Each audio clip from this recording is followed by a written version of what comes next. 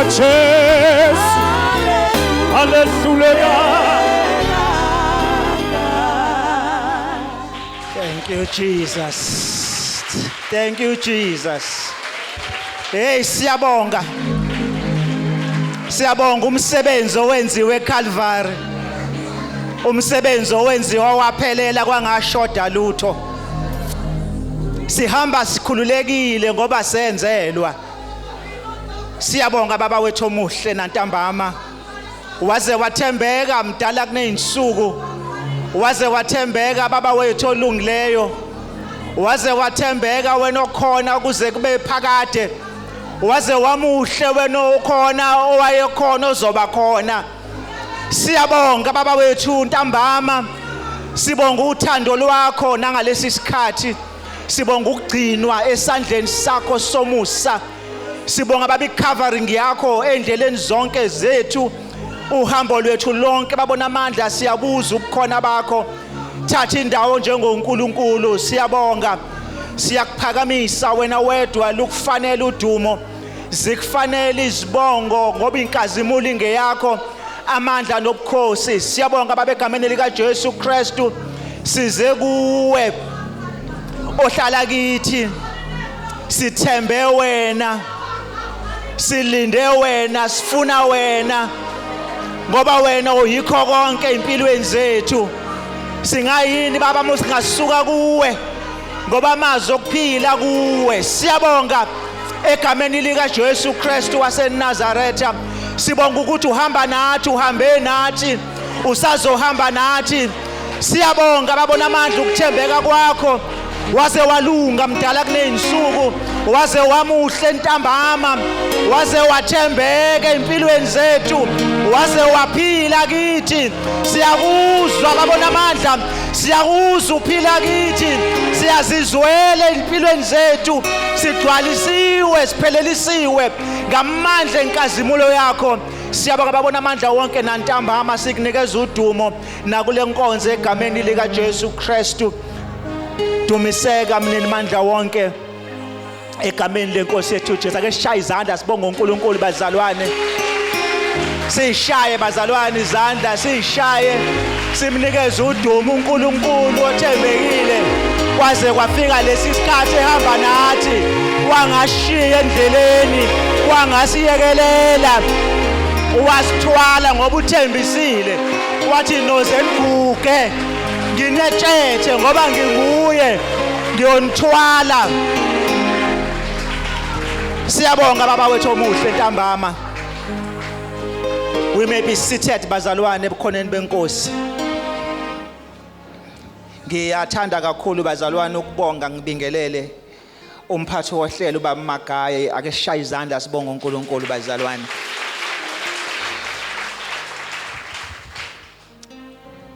Ngiyathanda kakhulu ukwamukela bazalwane ubukhona bukaMoya oNgcwele. Ngi-acknowledge umphathi wohlelo lwethu lonke lokuphila kwethu. Ake sishaye izandla sibonge uNkulunkulu owasinikeza umgcini. Amen. Ngiyabingelela kakhulu bazalwane abazali bethu bengekho phakathi kwethu baba nomama Mahlaba. Egameni lenkosi yethu Jesu enhliziyo yami njalo ihlezi imbonga uNkulunkulu ngabo. Ngoba sengimdala bazalwane. Sengibonile. And ekuboneni kwami ngahlukaniselekeka ukuthi ivangeli lika Kristu ophilayo likuphi la litholakala khona. Bazalwane angisho ukuthi kwezinye indawo kunjani. Kodwa ngisho ukuthi mina ngibona kunjani. Ningizwile bazalwane? Angisho ukuthi kunjani. Kodwa mina ngibona kunjani. So lokho engikubonile ngingenze kwangicacela ukuthi ngisendaweni eright mangila. Ngilandela abantu abaright mangilandela labazali esibalandelayo. Ake sibonge uNkulunkulu ngabo bazalwane.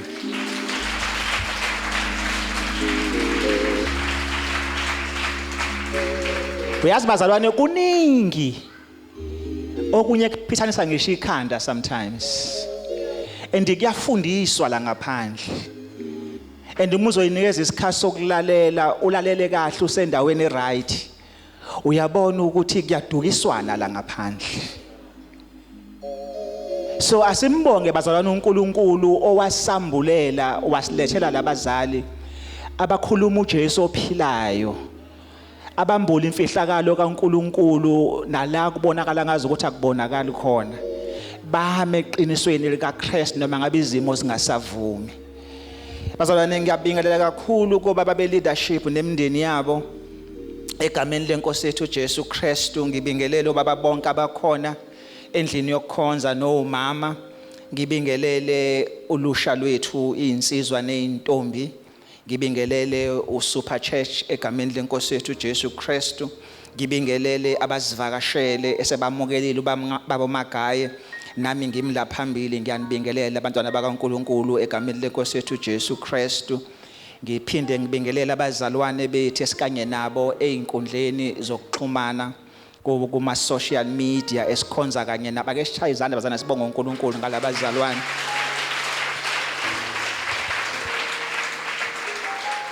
Kulamaviki amabili nje esiphuma kuona nje basise inkonzweni zemkhuleko, ngeke nganesikhathi intambama sokuthi ngiyilalele ngiyibuka inkonzo, ngalibona ibandla la social media ukuthi hey ibandla likhona and actively participating kona yonke into eyenzakalayo bazalwane kule bandla nasenkonzweni. They are not just there to watch, they are there to actively participate, they are involved bazalwane. Akishaya izandla sibonga uNkulunkulu ngalabazalwane.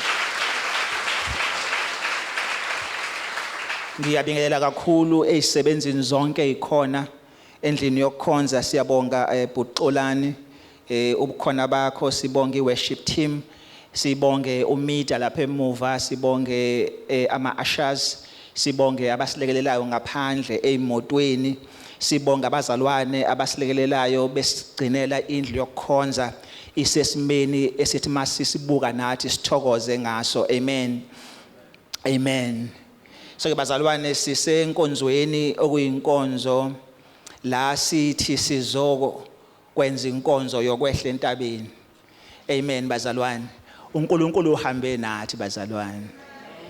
uNkulunkulu uhambe nathi. uNkulunkulu uze wathembeka kithi bazalwane. Kunento emoyeni wami ethi bukhona ufakazi obukhona abantwana bakaNkulunkulu abanabo kulesi sikhathi akade bedlula kusona, bethe ake babophe babambe ke bafuna uNkulunkulu ke basondele kuNkulunkulu. Amen. Sebazalwane sila namhlanje usuku lokugcina lomsuku loka 21. Ubaba uKhumalo uyithintile kakhulu indaba yosuku lwanamhlanje okusuku la sizovala khona isizini. Amen. So sizovala isizini ebesikuyona okuyisizini yokunyukela entabeni sifuna ubuso bukaNkulunkulu. Amen. Siyipositionela ukuthi uNkulunkulu abonakaliswe empilweni zethu. Amen. So bazalwane njalo makuphela isizini kusuke kuqala isizini. So anticipate ukuthi as ivalwa lesizini evalwayo kukhona izinto ezizoshintsha. Ngoba isizini esidlula kuyona ifana nesizini esingena kuyona. Akaze kwenzeke ukuthi isizini osuka kuyona ifane nesizini ozongena kuyona. So each time uphuma kwisizini ethize ungena kwenye isizini khona izinto ezishintshayo. Amen bazalwane. Baba uKhumalo ke bayithinta lento ethinta indaba kaDaniel bazalwane ukuthi uDaniel wafasta for 3 weeks efuna uNkulunkulu. Waze wangena na kwimaths yeBhayibheli ubaba uKhumalo mayekhuluma ukuthi uDaniel ufasta amasonto amathathu uma ngabe ubheka akhipha izinsuku ezu21. Unumber 3 inamba kaNkulunkulu. Unumber 3 inamba yokuphelela kaNkulunkulu. So bazalwane for the past 21 days sihamba besihamba noNkulunkulu ekhona. Ngoba uNkulunkulu ephelele esebenza ephelelisa enambeni number 7 ngoba unumber 7 inamba yokuphelelisa. So bazalwane silana sinesiqiniseko sokuthi right through this season uNkulunkulu ube nathi. Futhi uNkulunkulu ubengenathi nje ehleli ubesebenza ngokupheleleyo ebuNkulunkulweni bakhe opheleleyo. So ubaba uKhumalo mayethinta indaba kaDaniel ngike ngayibuka bazalwane nami ngibheka ukuthi uDaniel engena la uma yengena ungena ngoba efuna uNkulunkulu sithola ukuthi uma ifika indoda eyayithunyiwe izomtshela ukuthi ku verse 12 chapter 10 izothi from the first day your words were heard. So bazalwane nothi ukuthi njengoba kade uthandaza ufuna into oyifunayo ungayiboni ngamehlo ingoba kade ingekho noma ingoba uNkulunkulu engakuzwanga ukuthi ubethini. So I want to assure you ukuthi qinisekiseka ukuthi lokho obukufuna for this past season up to this day uNkulunkulu ukuzwe first day ukhuluma. And uma ngabe kungabonakala izinto kade uyifuna kuNkulunkulu akusho ukuthi mazi banjwe isithe emkhathini ingoba uNkulunkulu akasebenzi ukulwa nesitha.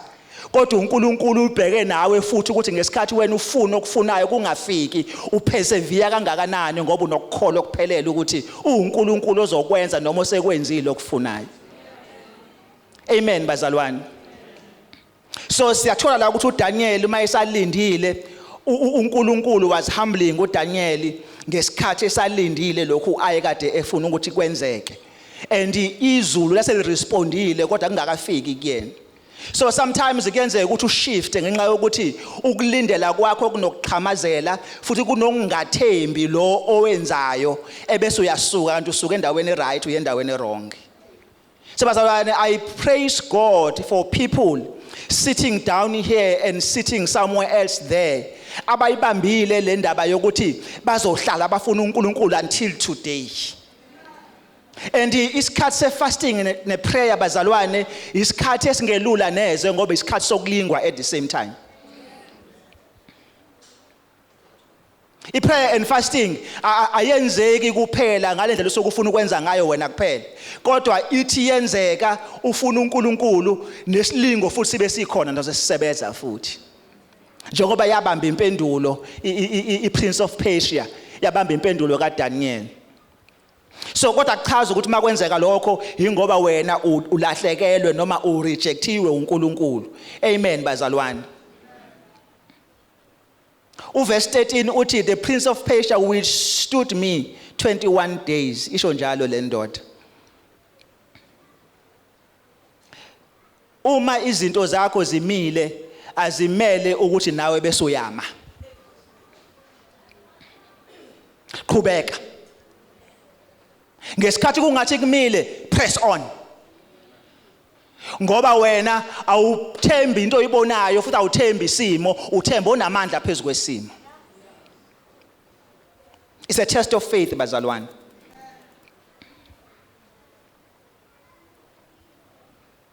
Akusho ukuthi ngoba nakho akuveli kukhona olwanakho. Uma ngabe bhala uPaul ngicela ungifundele ozongifundela lapha ku 1 Corinthians chapter 16 I think verse 8 no verse 9.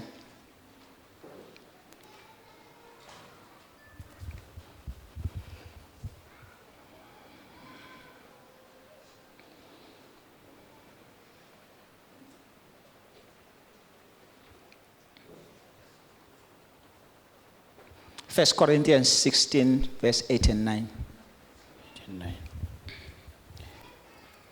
Verse 8.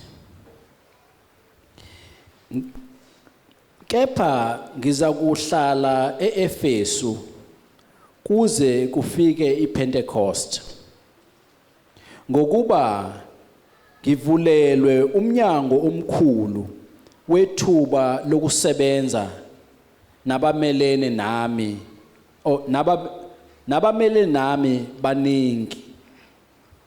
Ngivulelwe ithuba elikhulu lokusebenza.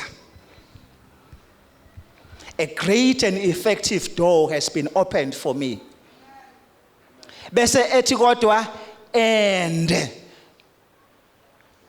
hayi ukuthi bazoba khona. Uthi ngesikhathi livuliwe umnyango and lo mnyango akuwona nje umnyango wethuba elikhulu. Uthi kodwa ngasikhathi sinye umnyango uvuliwe abamelene nami nabo bakhona futhi bayasebenza. Kodwa uthi ngizohlala eEfesus.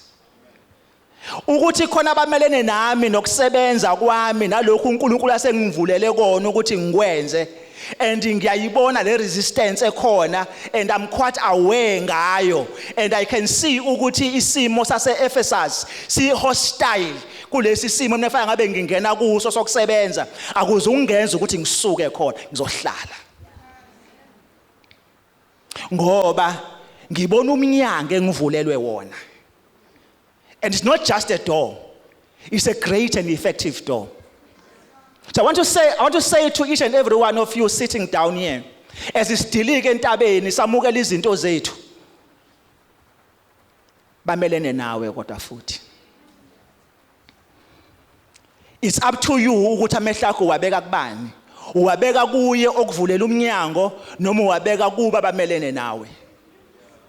I-resistance ayisho ukuthi okunikeziwe nokubekelwe kona akusekho, kodwa i-resistance isho ukuthi wena uthemba bani and uyahlala ube obedient kulo okuvulela iminyango. Uma uyibheka le ncwadi uyicubungula, you will understand ukuthi indawo yase-Ephesus kwakuyindawo yabantu ababephila ngokwenza izinto ezamanyala phambi kaNkulunkulu. And uma ngabe uPaul ezoshumayela ivangeli likaKristu wayezowisa amabhizinisi kubona, ngoba wayezoguqula abantu bafaka endaweni right, and kubona izinto ababezenza kwakuwukuphila kubona, kwakuyi lifestyle yabo, and some were making money out of these things. But uPaul uthi, no matter how hostile the environment is, I see the door opened for me. And this door is not just an open door, it's great and effective. I pray that bazalwane we see that in the midst of adversaries. I pray ukuthi as isehla ngoba abanye bethu as isehla they will hear this ukuthi uNkulunkulu usevulile, uNkulunkulu usephendulile, and tomorrow morning they expect ukhonto ezokwenzeka ehlukile. Mayingenzeki, no, the adversaries are there. Persevere, steadfast. Amen bazalwane. Sibazalwane bengizosho lokho nje ngidlula ukuthi as we are waiting ukuthi uNkulunkulu useyilwela impi wayinqoba, njoba seyifika le ndoda izosho ukuthi lalela season uNkulunkulu usesebenzile wakulungisa, nansi impendulo yakho seyifikile. Isifikile impendulo yakho. Ngithi isifikile impendulo yakho.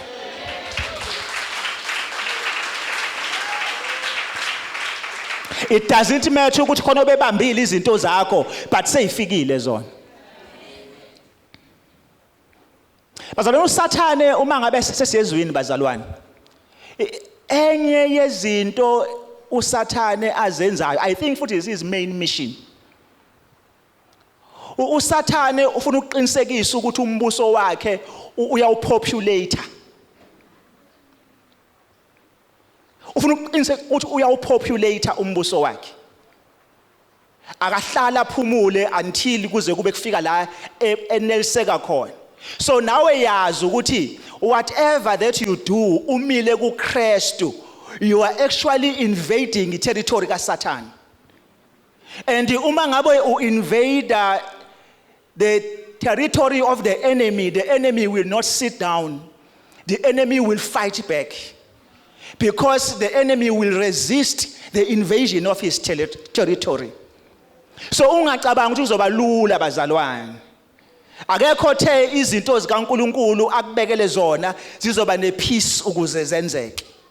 He gives you peace, but indlela yakho yokuthola izinto zakhe ezizinto okade uyifuna as your breakthrough uzosithola against opposition.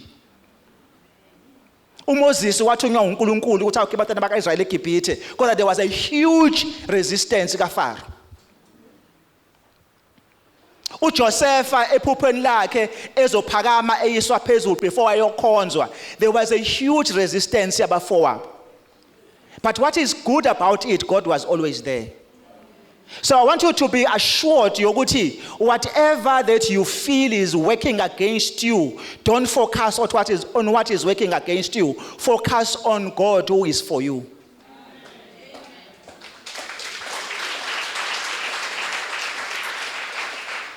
Fix your eyes on him. No matter the opposition. Fix your eyes on God. But masibuka incwadi kaGenesis la qala khona ukonakala kwezinto bazalwana. Ngiqala kuGenesis chapter 2 verse 16 no verse 17. La uSathane eqale khona ukwenza umsebenzi wakhe wokuzosusa umuntu kaNkulunkulu endaweni yakhe noNkulunkulu. And mayefika uSathane was sure ukuthi uzosebenza. And uma ucabanga, you will always think about the fruit. I learned something bazalwane ukuthi indaba yethu yasensimini noAdam, because mabe ngithi yethu ngibala uAdam because I'm from him. Indaba yikho bazalwane kuyifruit. Ayikho kuyifruit. Indaba esebuNkulunkulwini. uSathane was adamant to make sure ukuthi ubuNkulunkulu bukaNkulunkulu bune opposition ewuNkulunkulu futhi nayo kuyona. So he wanted to make sure ukuthi umuntu uba uNkulunkulu himself. Abe uNkulunkulu for himself ukuze angamthembi uNkulunkulu omdalile. So uma ufunda ku verse 2, in chapter 2 verse 17, uthi uNkulunkulu mayibabeka ensimini, in the day you eat of this you shall surely die. So uSathane is aware of that. Ukuthi kunento uNkulunkulu ayibekile yaba umgomo, and uma eyakubona and he is aware futhi ukuthi izokwenzani kubona lento. But what we find eBhayibhelini ukuthi sebedlile abazange bashayeke phansi bafe. So you will notice bazalwane ukuthi iBhayibheli likhuluma ngokufa, ukufa maliveza likuveza kuyi-separation. So as from now siyofika ekugcineni kwalesi sifundo sanamhlanje, think of separation. Ngisekhona bazalwane. So yinye immission kaSathane bazalwane every day of our lives is to cause separation between us and God. Nothing else. Uma yakubona ukuthi ukuhamba kwakho nokuphila kwakho is in good fellowship with God, Pastor, uyalwa ngoba he wants to make sure ukuthi this fellowship is disturbed. There is a form of death that takes place between wena noNkulunkulu. So he wants you to die. So like iBhayibheli liyasitshela ukuthi sebedlile kodwa they didn't die physically. Akuphumanga umphefumulo. But something happened to them. There was separation. There was spiritual death. Amen bazalwane. So we experience these things bazalwane zonke insuku zokuphila kwethu. Sisindisiwe samukela uJesu. But we have this form of death that we do go through. Akususi kuNkulunkulu. Ngoba sisesandleni sakhe. Futhi akekho ozosusa esandleni sakhe. Kodwa iyasenza ukuthi singayizwa le fellowship noNkulunkulu. Siphile esimeni sokuba separated from i-fellowship, i-covering kaNkulunkulu. So bazalwane lelizwi lifikile enhlizweni yami ukuthi as we embark on this new season, as abantwana bakaNkulunkulu sibheka izinto ezinkulu ezizokwenzeka empilweni zethu, we must also be sober and vigilant. 1 Peter chapter 5 verse 8. I like esingisini malithi be sober. Athi be vigilant. Uma ucabanga ukuba sober kusho to be in a good state of mind, to be alert all the time. Ungafunda ba? 1 Peter chapter 5 verse 8. Qondane nilinde. Isitha senu uSathane siyahamba njengebhubesi elibhodlayo. Sifuna esingamgwenya. Amen. Now, Uma ngabe ungaqaphele futhi ungalindile uzothola ungena endaweni ene crossfire ushawe inhlamvu ebengazile kuwena. Ningizwile bazalwane? Uma nje uhamba ungaqaphele uhamba udavuza lithi izwi naso isithu Sathane is roaming around. Kahle kahle awusiyi target ka Sathane wena. Kodwa futhi uyiyona itarget ka Sathane. How do you become itarget ka Sathane? Ngokuthi wena ungalindi. Ngoba yena uhamba efuna nje. So as efuna nawe futhi mawuhambe nawe ufuna ungazi okufunayo uzohlangana noSathane endleleni. So we need to be alert, to be sober and be vigilant. Mayiqhubeka bazalwane indaba engikuyona lithi iBhayibheli kwangena ukufa and mawufa sengingenile sebedlile isithelo ukufa kwangena in layers, kwangena in categories. And these layers or categories are the experiences that we go through every days of our lives. Every days of our lives. Sebazalwane ukufa ngene ngesono. Now we are certain we know about that bazalwane. We are sure about it. So kungene ngesono. The soul who sins shall die. And akusho ukuthi lokho uma kuthiwa uzofa sizokungcwaba. Kodwa uzophila ufile. Experientially uzobufile wena. So bazalwane uma ngabe iqhubeka indaba sithola uNkulunkulu eqhubeka ekhuluma ku verse 7 chapter 3. So ungakafundi baba, there are these categories of death esiwabonayo. Nivuke bazalwane, ngeke ngize ngimemeze ngendlela ukuthi ngizonithusa ngayo. Nivuke nje niphaphame, nivuke bazalwane. Amen. Ngiyashisa ngizozama ukuphuthuma nami. What we see bazalwane kule ncwadi chapter 3 sibona ukufa okuhlukana komuntu noNkulunkulu spiritual death. Sibona ukufa okuhlukana komuntu nomuntu elahlekelwa uye uqobo lwakhe, emotional death. What we see lapha bazalwane sibona umuntu exabana nomuntu omunye ekuphileni kwakhe, relational death. Sibona kukhona kuvuka ukuqabana for the first time ensimini yase-Eden, kuba khona ukuphikisana. What we see again in the same chapter, we see an economic death.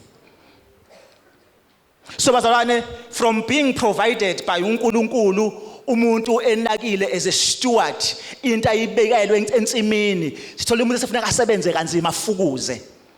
Sekuthi lokho akade ekuthola kalula, sekufuneka akusebenzele akujulukele abe yihustler. So sibona ihustling iqala kule ndawo bazalwane. Ufukuza khona. Sibona futhi uNkulunkulu enquma a physical death. Same chapter. Bese kuba ukuthi uma umuntu evumile waze waficwa ukufa kokuhlukana nomphefumulo engazibuyiselanga kuNkulunkulu, kube ukufa kwengona phakade, eternal death. Sabazalwane, this message is a message bazalwane efikile emoyeni wami ukuthi sijabulela ukuthi uNkulunkulu senzele izinto ezinkulu. Sibe vigilant as we walk this journey of faith. Ukuze singaweli. Bazalwane, I want to assure you, don't be confused njengoba ngikhuluma. Uma ula endlini usindisiwe wamukela uJesu njengenkosi nomsindisi, udlulile ekufeni, your future is certain, your eternal life is guaranteed. I want you to, that one, don't be confused mangikhuluma la kule message engikhuluma ngayo. Wena uye kulahlweni, whatever happens in your life, awuyi kodwa kulahlweni. Ugciniwe esandleni somusa esinamandla sikaBaba uNkulunkulu. So your life eternally is guaranteed. But while you are living in your journey of life, you may experience these deaths, these experiences. Usungafunda baba chapter 3 verse 7. Verse 7. ayesevuleka amehlo abo bobabili babona ukuthi bahambaze bathunga amaqabunga omkhiwane bazenzela izibhinqo. Amen. Do you know uma umzali ukuthi kunezinto ongafisi ingane zakho experience? You make sure ukuthi you protect them at all cost. And uyaziyala ungahambi la, ungangeni la, ungenzi la. Yingi injongo yakho njengomzali. Kunezinto ongafisi ingane zakho zizibone noma zizazi kulesikhathi esuke zikusona. Ngoba ukuzazi kwazo kunomngozi empilweni zabo. Even nathi sihlezi phansi kunezinto that we wish azange size sidlule kuzona. Amen bazalwane. So what we see bazalwane lana sibona abantu uNkulunkulu abadale wabanakekela wabavikela wabaprotector esesuka kubona mayesuka kubona kuvuleka amehlabo not ngoba babe impumputhe. They could see bazalwane. They could see everything that God created. But sibona sekuvuleka ukubona kwabo bebona izinto efana ngaba bazange baze bayibone. Unembeza wabo wasebenza ngendlela ukuthi usiyabakhombisa ukuthi banjani uma benje. And bazalwane uma umuntu efikelwa ukufa kokuhlukana noNkulunkulu ngokomoya spiritually umuntu uhamba enqunu ubona umuntu ebalekela abazalwane. Uke wafikelwa isimo la ukuthi khona engathi ungangahlangana nabantwana bakaNkulunkulu. Ufisa ukubacashela nabantu bafuna ukuzokubheka ngoba bengakuboni kade uhamba nabo ubaleke ungafuni beze kuwena. Usumboze ngamahlamvu omkhiwane. You are covering up. Ufuna ukuzivalela uyisolate uphila impilo engesiyona impilo efana ngabe uyayiphila uphila impilo yokucoverisha every day of your life uma ngabe sewufile kuNkulunkulu. Even umshado mase ufile emoyeni abantu bakho baphila impilo yokufaka amahlamvu bemboza baye ko counseling amahlamvu ambozayo la ayisolve inkinga ababhekene nayo. Abanye baye ema vacation bethi bazama ukulungisa bayabonda bafaka amahlamvu omkhiwane into engabasizi ngalutho. Abanye bangena endlini yokukhonza bengamdingi uNkulunkulu ngoba bayambalekela bayamcashela kodwa bathi ngoba nakho kuyahlatshelwa kamnandi ingoma zegospel zizobathokozisa bajabule kodwa bangagcwaliseki. Bacashela uNkulunkulu endaweni yakhe enhle. uEve noAdam noma uAdam noEve babaleka bacasha engadini yase-Eden athe uNkulunkulu yinhle. Bayocashela uNkulunkulu endaweni yakhe enhle. Babaleka his blessing. They are hiding against away from it using amahlamvu omkhiwane. Siyambonga uNkulunkulu bazalwane ngoba sibona uNkulunkulu ngesikhathi umuntu enza into yokuzama ukuyisiza. Religion bazalwane umsonto enye yezinto esizenzayo sithi siyakholwa kanti asikholwa sizenzela thina asenzele uNkulunkulu. Iqabunga lelo lomkhiwane ezama ungimboza ngalo ukuze kuthiwe siyakholwa ngoba every Sunday nathi siyaya la kuyiwa khona ucashile ngeqabunga lomkhiwane. Siyambonga uNkulunkulu simbone okokuqala kuleya ndawo echitha igazi ngoba ngesikhathi wena umboza okukuthikazisa uNkulunkulu ubheka into ephelele. Sibona uNkulunkulu ebulala isilwane esihlinze ekhipha isikhumba ebanikeza igazi as an atonement.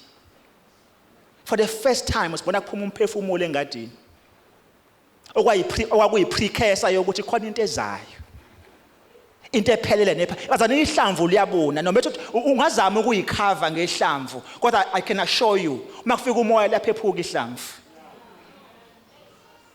Makushisa ilanga liyoma libune iphele indaba yalo ihlamvu So whatever that you do, uma ngabe ungabalekeli kuNkulunkulu, you are just doing something that is temporary, that will not help you forever. Udinga covering kaNkulunkulu. So sibona uNkulunkulu uNkulunkulu onomusa engamreject umuntu. Ngoba uNkulunkulu akamlahli umuntu wakhe, unothando ngomuntu wakhe. Nawe uma ukhona la endlini ungamazi uJesu, ungazani naye, I want to assure you ukuthi la uhamba khona kufanele ukugcina ubuyile kodwa.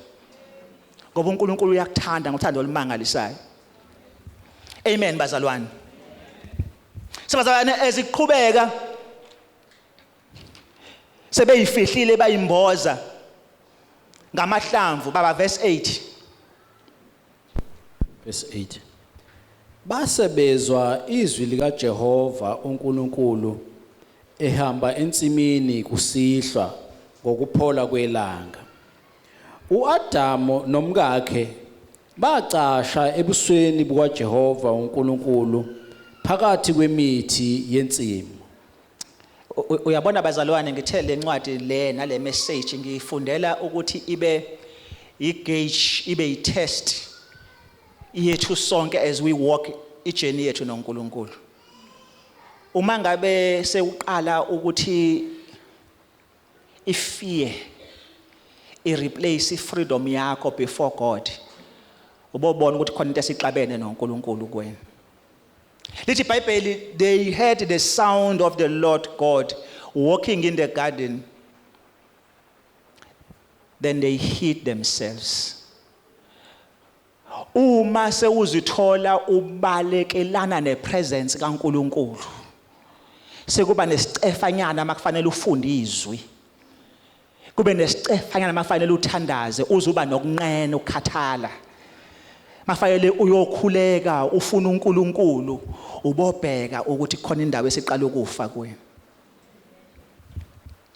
Ubukhona bukaNkulunkulu sebuyi-threat empilweni yakho.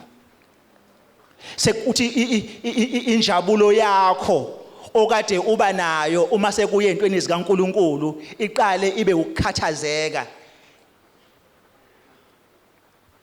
Repent. Zibuyisele. Amen bazalwane. Ngoba ukuhlanganyela kuyabaleka kusala indaba yokuthi fanele uyocasha. Bazalwane, one thing esinesiqiniseko sayo, ukufa kwethu emoyeni akusikho ukuthi uNkulunkulu ubalekile, kodwa kuwukuthi thina sibalekile uNkulunkulu. So it is a message for us ukuthi asimfuni uNkulunkulu khona usilindile ulinde thina. Siyibuyisele kuyena. Nisekhona bazalwane? Incwadi kaIsaiah 59 verse 2 ithi, kepha ububi benu bunahlukanisile noNkulunkulu, nezono zenu zibusithile ubuso bakhe kini ukuba angezwa.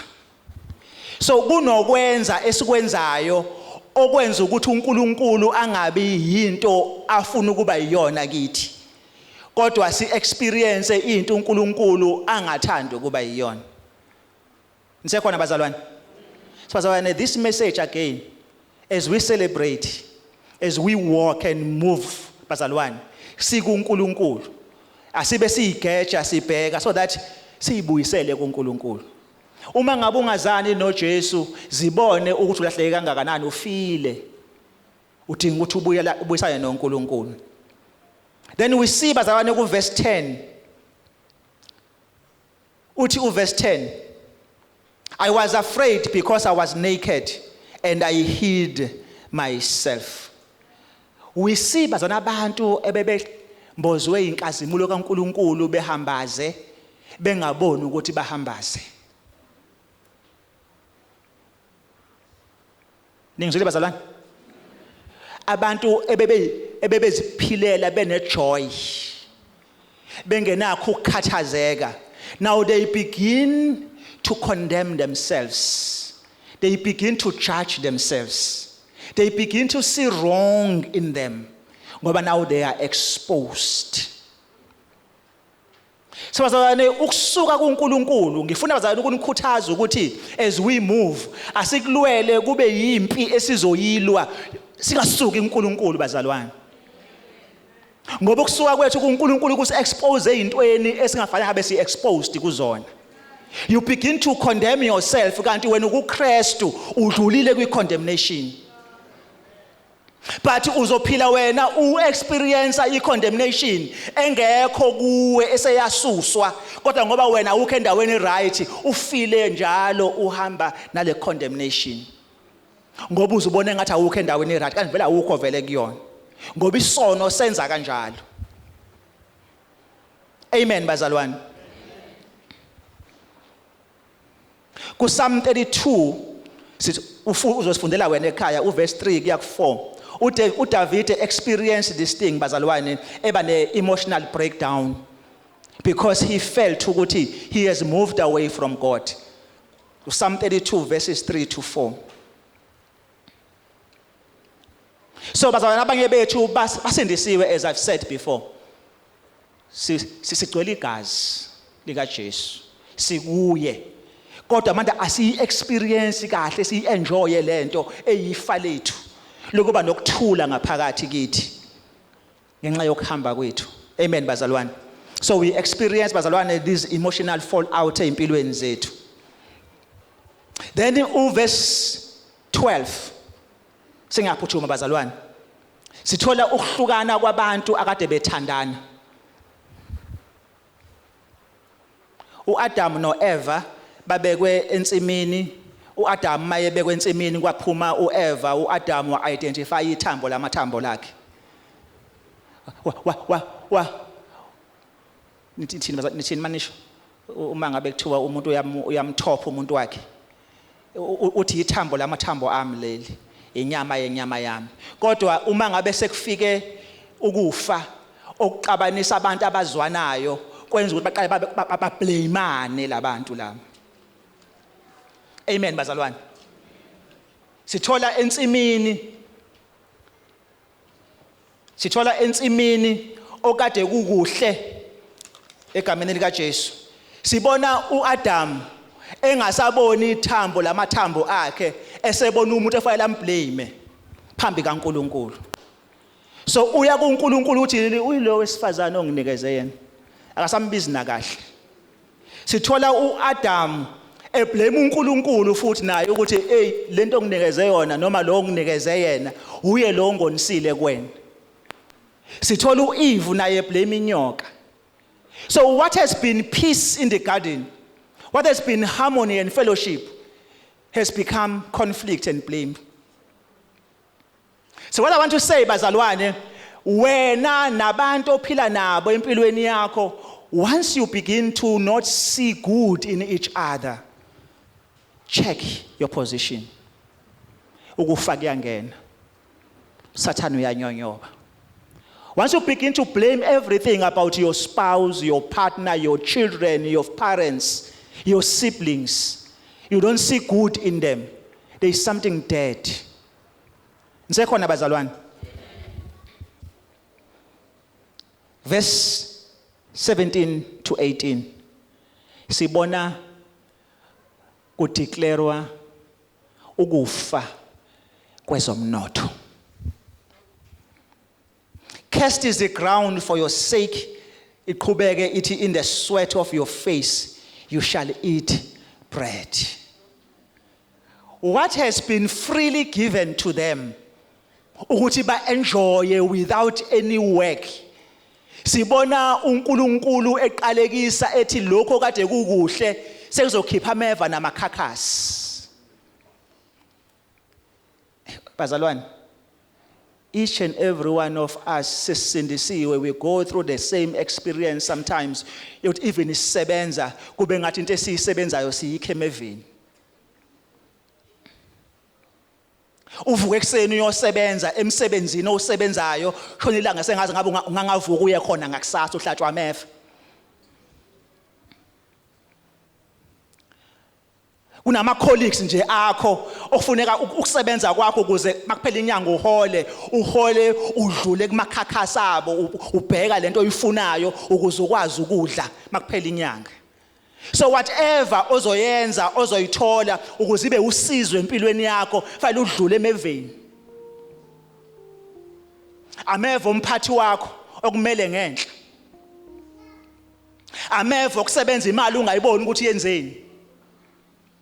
So njengamanje ufukuza ngento owakufanele uyithole ungayifukuzelanga.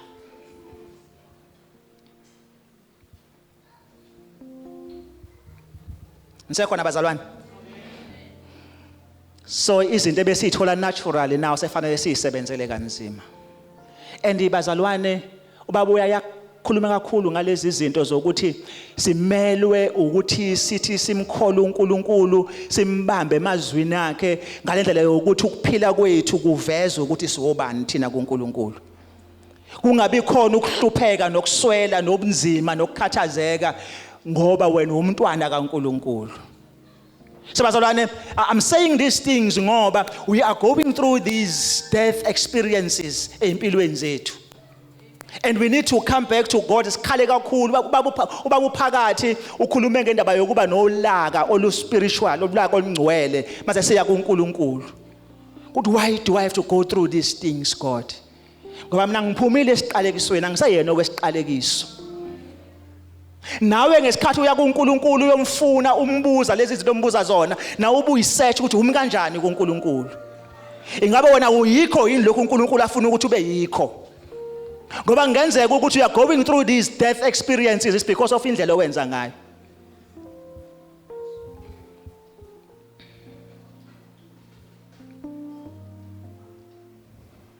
Then physical death. For dust you are, and to dust you shall return. So umucabanga ukuthi uNkulunkulu udala umuntu emdale wawumfanekiso wakhe.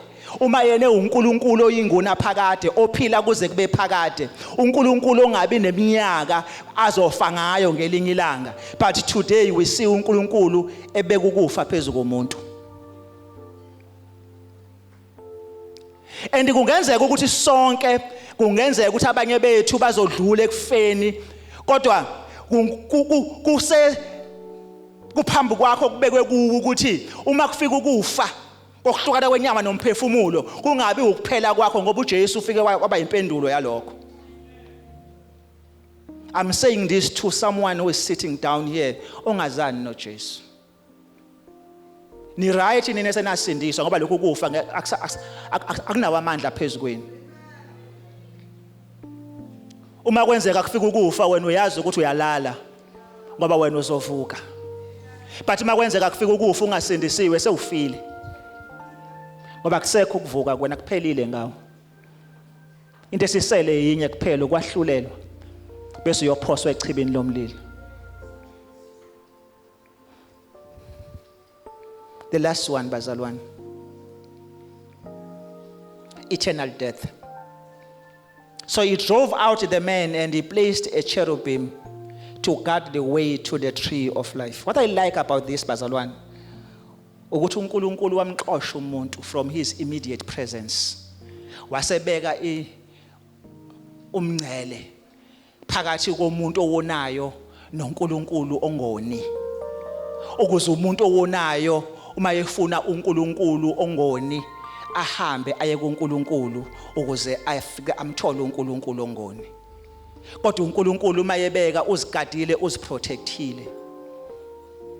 And lento imile bazalwane, imile kuze kube phakade ukuthi uma umuntu engasuki la ekhona eya kuNkulunkulu oUNkulunkulu ongoni ophila kuze kube phakade okulunga, nomuntu uzofa eyinto ayiyo kuze kube phakade. Niyangizwa bazalwane? uNkulunkulu ubeka umngcele akamlahla umuntu, ubeka umngcele ku verse 24. Usebeka ingelosi ukuthi okusondela la eduze kwami nokungcola kwakho ushaya unqamula ikhanda. Uma yeqhubeka uNkulunkulu ku verse 27 ku Matthew 27 verse 51 sibona uNkulunkulu enza umusa. Into ayiqala ensimini yase-Eden uNkulunkulu ebulala isilwane ebamboza ngaso, esusa into etemporary ebanikeza into epermanent, ebanikeza igazi elibahlambululayo ingona phakathi, ebanikeza igazi eliba inkokhelo yesono sabo. Sibona uNkulunkulu enza umusa esinikeza isipho somusa. Isipho somusa efanele sisamukele ngoba seyosomusa sidayisa sithengwa futhi asisetshenzelwa. Chapter 18 Ephesians chapter 2 uthi through him we both have access by one spirit to the Father. Sibona uNkulunkulu esenzela umusa bazalwane. uNkulunkulu uqhamuka nesolution eba yisipho sokuthi ayekunqume njengokufa phezulu kwempilo yomuntu ngokuhlukana naye umuntu akwazi ukubuyisana naye. Sibona enikela ngoqobo lwakhe ukuthi ayofa esiphambanweni abe inkokhela achithe igazi lakhe. And isipho lesasinikeza sona uNkulunkulu ukuthi sisamukele ngomusa ukuze sibe kube ukusindiswa kwethu. I'm saying this to those who are sitting down here. Abangazani no Jesu. Ukuthi ungazani no Jesu you are cursed forever. Ngoba lokho uNkulunkulu akukhulumile akekho namandla okukushintsha. Kodwa uma usamukela isipho somusa uphumile esiqalekisweni ungena ekuphileni okuphakathi. Amen bazalwane. There are questions lapha ku verse 9, verse 11 and verse 12. uNkulunkulu awabuzayo kulabantu. One question is, Adam, where are you? Another question in verse 11, who told you that you were naked? Verse 12, what is this you have done?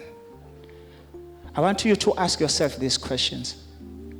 uNkulunkulu mayebuza umbuzo akabuza umbuzo ngoba engenayo ianswer yombuza ubuzayo. Futhi akabuzi ngoba efuna wena umchazele into angayazi. Kodwa ubuza umbuzo ngoba enika wena opportunity ukuthi uzibheke uzifune. Uma soyifunile uzithole, mase uyitholile bese uyabuyela endaweni yakho. So that these questions are the questions that you need to ask yourself sitting down here. Ukuthi kwenzekeni ngawe? Yini le kwenza ucabanga ukuthi la ukhona? Ngoba yena uthe uyikhona konke kubo bonke. Why uzizwe ngazi ukuthi usukile kuyena nomlahlekelene naye ngoba yena uNkulunkulu ophilayo kuze kube phakathi. So bazalwane lesi sipho somusa esisinikeziwe. Romans 5 verse 15 kepha isipho somusa asinjengesiphambeko ngokuba uma ngesiphambeko samuntu munye abaningi bafa. Ikakhulu kwavama kwabaningi umusa nesipho sikaNkulunkulu ngomusa wamuntu munye uJesu Kristu. This is a free gift bazalwane. Jesu Christ is our free gift. Uyisipho somusa awuzokusithenga awuzokusikhokhela. Ngenxa bazalwane esiphambeko kwavama ukufa. Kodwa ngenxa yesipho somusa kwafika ukuphila okuphakathi. 1 Corinthians chapter 15 verse 45. The first man Adam became a living being. The last Adam became a life-giving spirit.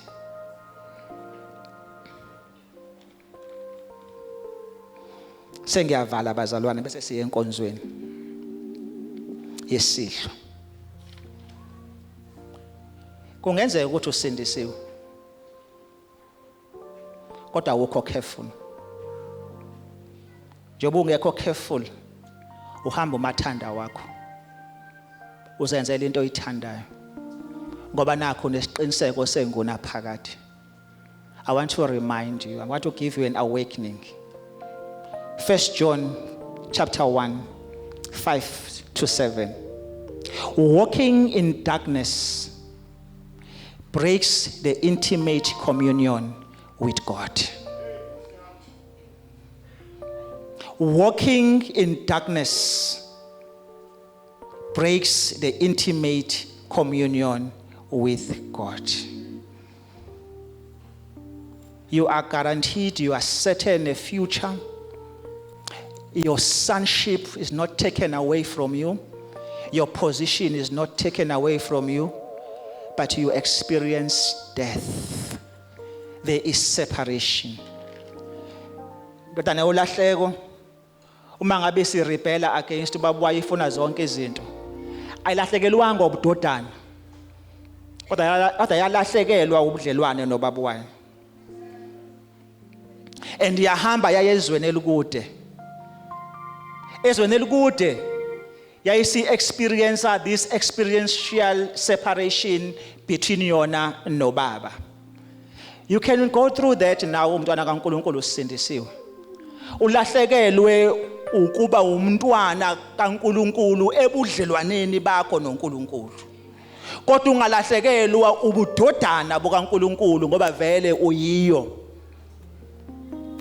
Ayikho abazali into oyidingayo uma umntwana kaNkulunkulu. Udinga ukuthi uconfess your sins. Sizongena kule nkonzo, inkonzo yokuthi sizibuyisele kuNkulunkulu. Asingeni kule nkonzo singene simahlapahlapa just because asindiswa. Singena kule nkonzo ukuthi sihlole sizibheke bese siyazibuyisela kuNkulunkulu. And uma ubuyela kuNkulunkulu you are not re-justified because you are justified already. Kodwa uyahlanjululwa then bese uphinde uyarestorishwa ubuyiselwe endaweni yakho njengobaba ebuyisela indodana yakhe eyifaka indandatho. So that is the opportunity ukuthi abantwana bakaNkulunkulu abakhona kule ndawo basibheke bafune konembeza babo ukuthi bakuphi noNkulunkulu. Amen bazalwane. uDavide ku Psalm 51 verse 11 simuzwe ekhala emva kokwenza isigameko esikhulu lapha ku 2 Samuel 11 no 12. Uthi do not cast me from your presence or take your Holy Spirit from me. Sengathi besingakhala kanjalo nathi ngamunye knowing ourselves where we are right now kuNkulunkulu. Ziningi izinto ezisusayo kuNkulunkulu bazalwane.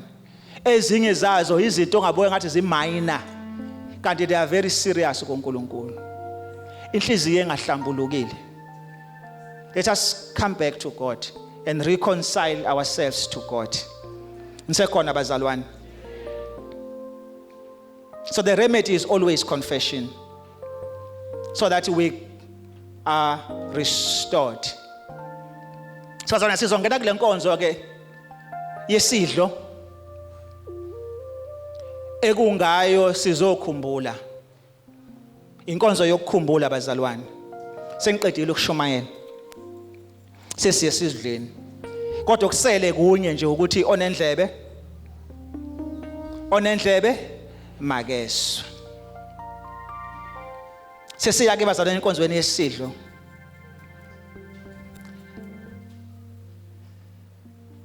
Ngizocela ubaba beze ngaphambili. Abazosilekelela enkonzweni.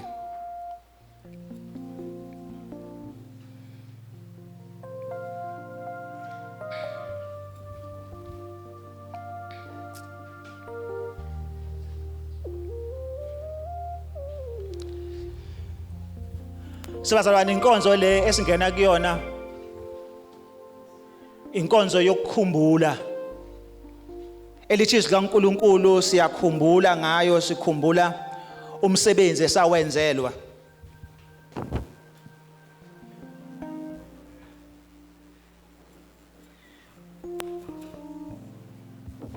Sikhumbula abazalwane ngayo umsebenzi esawenzelwa. Ukuthi uJesu wasifela. Akagcinanga ngokufa wavuka walinqoba ithuna wanqoba ukufa. Akagcinanga ngokuvuka usazophinda abuye futhi. And as sikhumbula asikhumbula osekwenzeka kwadlula kuphela. Kodwa we have a task bazalwane to propagate this gospel of good news. So ungena kule nkonzo inkonzo esikhuthazayo. Esinikeza ukuqonda ukuthi indaba kaJesu ayiphelelanga kuthina kuphela igcinile futhi kuthina. We have a task to carry it bazalwane and propagate this good news and spread it until uJesu azabuye. Nisekhona bazalwane.